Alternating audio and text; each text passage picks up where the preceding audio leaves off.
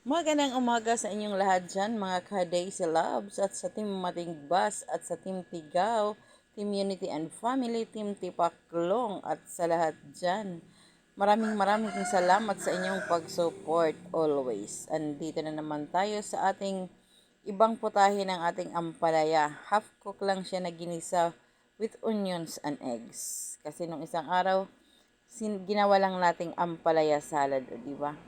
Malaking tulong yan sa ating katawan, lalo na't ngayon mayroon tayong nararamdaman dahil itong ating katawang lupa ay bumibigay din naman sa sobrang trabaho at pagod. Kaya mga ka-Daisy Loves ko dyan, ingat-ingat din tayo dahil sa ating panahon na paiba-iba, yun din ang nararamdaman ng ating katawan.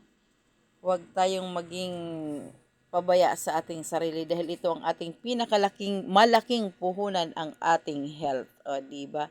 Thank you for watching dyan mga ka-Daisy Loves at always support my channel, Daisy Loves Makes Vlog. Thank you sa inyong lahat at walang sawang pag-support.